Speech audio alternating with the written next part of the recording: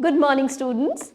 आज हम एक नया चैप्टर शुरू करने जा रहे हैं जिसको कहते हैं विद्यालयी स्वास्थ्य।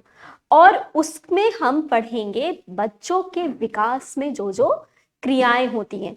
तो स्टूडेंट्स, आप सब जानते हो, आप सब जा चुके हो स्कूल्स में, और आप जानते हो कि जो स्कूल होता है वो शिक्षा का बहुत ज्यादा महत्वपूर्ण, श्रेष्ठ और एक बहुत ही ज्यादा सक्रिय साधन होता है।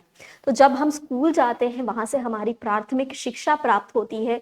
उसके बाद हम पढ़ते पढ़ते आगे बढ़ते हैं और तभी उस लेवल पे पहुंचते हैं कि हम बहुत सारे एग्जाम्स क्रैक कर पाते हैं, नेट क्रैक कर पाते हैं, जेआरएफ, टीजीटी, पीजीटी, ये सारी चीजें हमारे शिक्षा से ही हमको हासिल हो पाता है।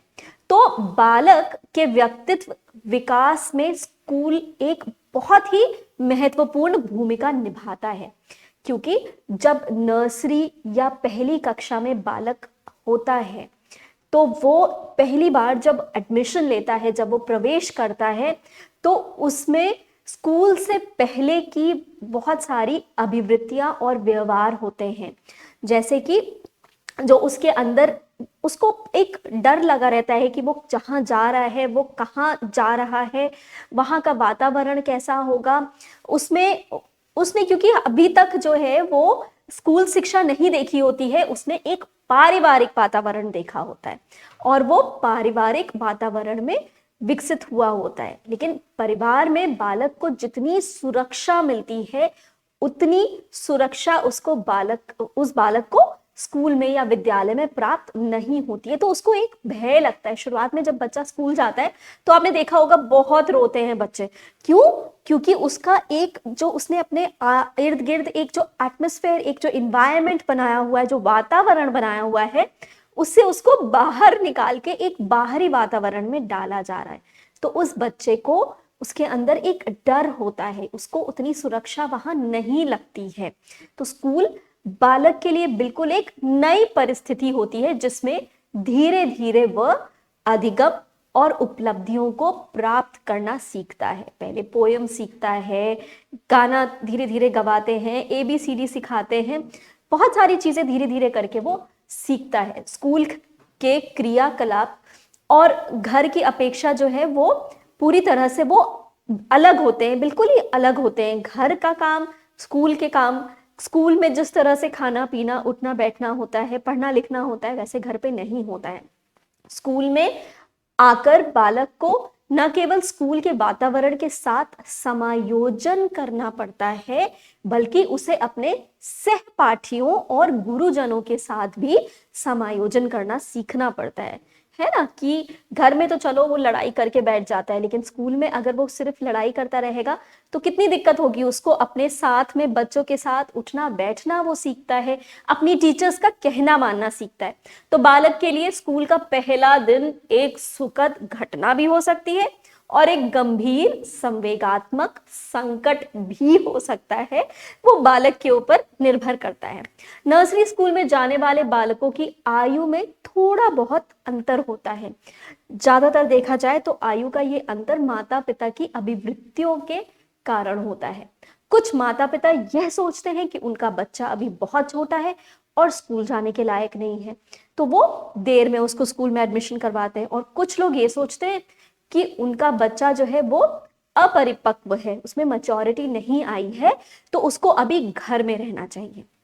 तो इस वजह से कई जगहों पे अगर आपने देखा होगा तो स्कूल जाते समय जो है बच्चों की स्कूल वाली शिक्षा जो है वो देर से शुरू होती है।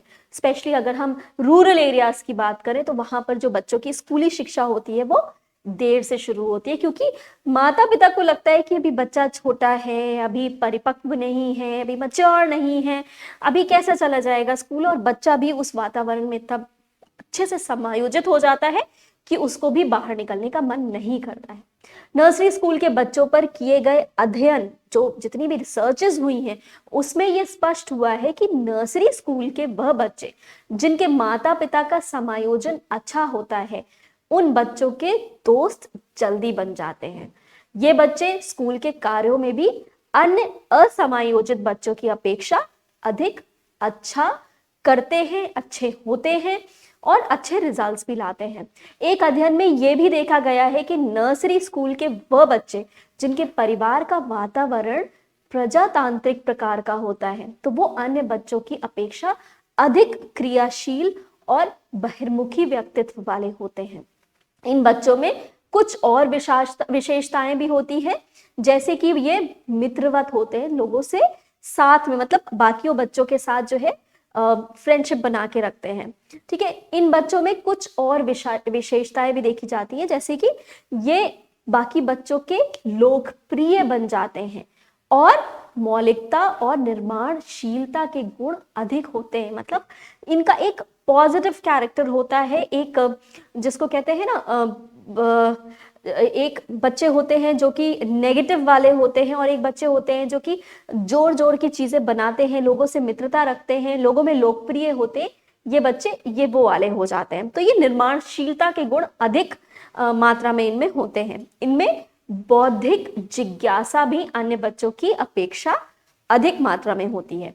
जिन बच्चों में आश्रितता ज्यादा होती है, उन बच्चों में ये सब वाली जो विशेषताएं होती हैं वो कम पाई जाती हैं। इसके विपरीत विशेषताएं पाई जाती हैं, यानी कि जल्दी लोगों में मिलते नहीं हैं, समायोजन नहीं करते हैं और बौद्धिक जिज्ञासा भी अगर उनके अंदर होती है तो वो बाहर नहीं लाते हैं।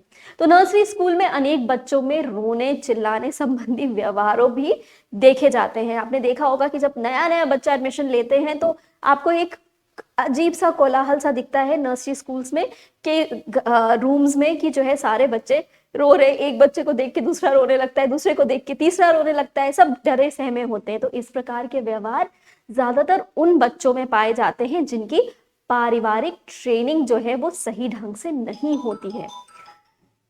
कई बार बच्चे दूसरे बच्चों को रोता देखकर सहानुभूति के कारण रोने लगते हैं।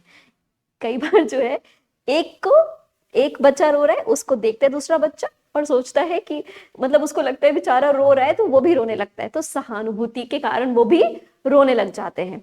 तो इस विवरण के आधार पे हम ये कह सकते हैं कि नर्सरी स्कूल में अध्यापक बालकों के साथ साथ उनके परिवारों के संबंध में भी यदि जानकारी रखते हैं तो उन्हें बालकों को समझने और उन्हें शिक्षा देने में बहुत अच्छी सुविधा मिल जाती है। उनके लिए ये सब आसान हो जाता है, क्योंकि अगर हम किसी बच्चे का डेवलपमेंट देख रहे हैं तो हमको ये देखना है कि उस बच्चे का बैकग्राउंड क्या है, उसके पेरेंट्स का क्या उनके अंदर उनका नेचर क्या है, उनका कितना वो समायोजन रखते हैं, ये सब देखा जाता है। तो अच्छे नर्सरी स्कूल में अध्यापक बालों की क्रियाओं को सुझाव के द्वारा नियंत्रित और निर्देशित करते हैं। तो जब हम ये बच्चों की बात करते हैं, जब हम शिक्षक की बात करते हैं, जब हम विद्यालय की बात करते हैं, तो ये जो शिशुशाला होती है इसमें 3 से 4 वर्ष की आयु के बालक बालिकाओं का नामांकन किया जाता है, एडमिशन किया जाता है और यहाँ उनकी आयु के हिसाब से शिक्षा निम्नांकित कार्यक्रम के आधार पर होती है। कौन कौन से कार्यक्रम के आधार पर होती है मैं बता रही हूँ। पहले एक तो दिनचर्या का आरंभ उनके बच्चों द्वारा प्रार्थना गीत के साथ होता है। इसकी समाप्ति पर छात्र छात्राएं जो है उनकी उपस्थिति दर्ज की जाती है। आपको सब पता है, जब आप सबसे पहले जब आप कॉलेज नहीं स्कूल में जब जाते होगे तो सबसे पहले क्या होता है, हम भगवान के आगे हाथ जोड़कर विनती करते हैं कि हमारा दिन अच्छा हो और उसके बाद क्या होता है, हमारा एब्सेंस ऑफ प्रेजेंस मार्क किया जाता है कि कौन सा बच्चा प्रेजेंट है, कौन सा बच्चा एब्सेंट है। इसके बाद सबके सामान्य स्वास्थ्य का परीक्षण किया जाता है, जिसमें अगर कई बार जो है एक चिकित्सक को रखा जाता है और वो चिकित्सक जो है 2 महीने पे 3 महीने में एक बार आके हर बच्चे की जांच करता है और उसे ये पता चलता है कि कोई बच्चा ऐसा तो नहीं है जो कि अस्वस्थ हो।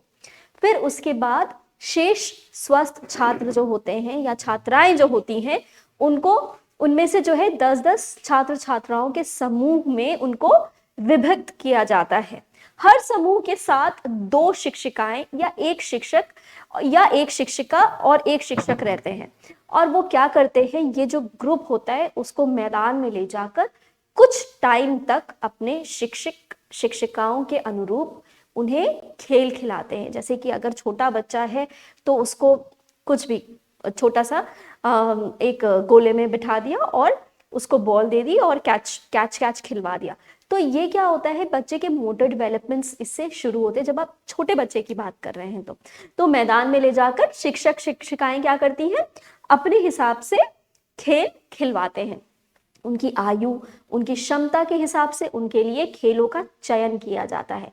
छोटे छोटे बच्चों के लिए झूला या सीढ़ियां जो चढ़ने उतरने वाली, जिनको हम इंग्लिश में मंकी लैडर बोलते हैं, या चोर सिपाही के जो गेम्स होते हैं, या फिर खोजो तो जाने, मतलब कोई चीज छुपा के रख दिया, खोजो तो जाने वाली जो गेम्स होते हैं उनसे खिलवाते हैं। और उनको जो है उसी में हम लोग बिजी कर देते हैं, उसी में टीचर्स उनको बिजी कर देते हैं। खेलों के माध्यम से मुख्य रूप से उनका स्वास्थ्य एवं सम्यक शारीरिक, मानसिक और सामाजिक विकास करने का प्रयास किया जाता है। कैसे?